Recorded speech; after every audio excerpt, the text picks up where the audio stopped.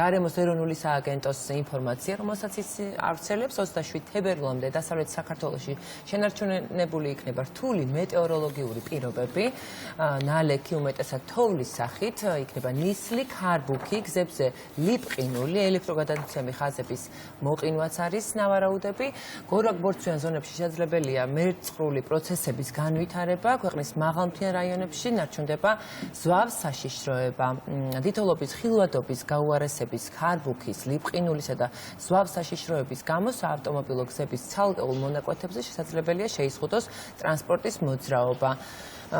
ეს ის დღეებია, რომელიც რაღაც განსაკუთრებული აუცილებლობის გარდა ალბათ მაინც თავის შეკავებას უფრო გვირჩევენ. ნამდვილად სიფრთხილე უნდა გამოვიჩინოთ აბსოლუტურად ყველა. მშვიდობა უსურვოთ ჩვენს ქვეყანას თავისთავად ცხადე, ჯანმრთელობა თითოეულ ადამიანს განსაკუთრებით დასავლეთში აი დიდთოვლობის პარალელურად. კარგი, მოკლედ რაღაცნაირად ეს თემა უნდა გავაგრძელოთ, რადგან ბოლო პერიოდში ჩვენს ქვეყანაში ტემპერატურამ საგრძნობლად დაიკლო. სინოპტიკოსები უახლოეს დღეებში ამინდის გაუარესებას და ყინვას პროგნოზირებენ ისევ და ისევ. თუ სიცივეში გარეთ გიწევთ სიარული, დღეს გაგიზიარებთ ექიმების რჩევებს, რომელიც ქუჩაში გასვლამდე აუცილებლად უნდა გაითვალისწინოთ. მოკლედ, სამედიცინო სფეროს ექსპერტების თქმით, კარგი იქნება თუ უარსიტყვით ისეთ ნივთებსა და ტანისამოსზე, რომელიც სისხლის მიმოქცევას უშლის ხელს, ასეთია მაგალითად ვიწრო და ზედმეტად მომდგარი ჯინსი, ნეილონის კოლგოტი და მჭიდრო კამარიო გვეუბნებიან, ეცადეთ სამოსი იყოს თავისუფალი და თბილი.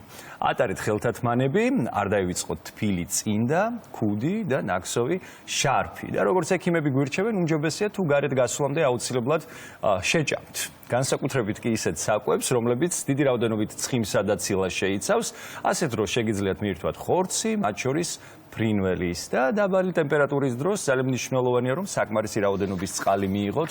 სიცივეში ადამიანები წყურვილს ნაკლებად გრძნობენ, ეს მოგვეხსენება, კი ბატონო. ამიტომ წყლის მიღება ხშირად გვავიწყდება ხოლმე და ეს არავითარ შემთხვევაში არ უნდა დავივიწყოთ.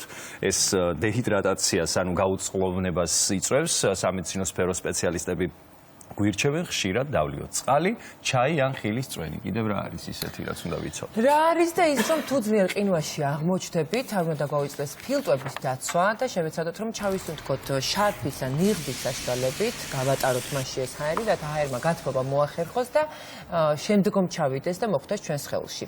ასევე უნდა მოვერიდოთ სამკაულების ტარებას, რადგან ისინი ისეთ სივდებიან, რომ შეიძლება მოყინვაც კი გამოიწვიონ, ამიტომ ჯობია რომ სამკაულები თან წავიღოთ და ადგილზე გავიკეთოთ, თუ ესაც ძალიან მნიშვნელოვანია ჩვენთვის. მიუხედავად იმისა, რომ დაბალი ტემპერატურის დროს გაციების რისკი იზრდება, სიცივეს აქვს თავის სასარგებლო მხარეებიც, მაგალითად, კარდიოლოგების განმარტებით, დაბალი ტემპერატურა აკაშებს სხეულს და აძლიერებს იმუნურ სისტემას. სიცივის დროს ცხვիր ხახის ლორწოვანი კარსის სისხლძარღვები არ ფართოვდება, რაც მავნე მიკროორგანიზმების ორგანიზმში შეღწევას ართულებს.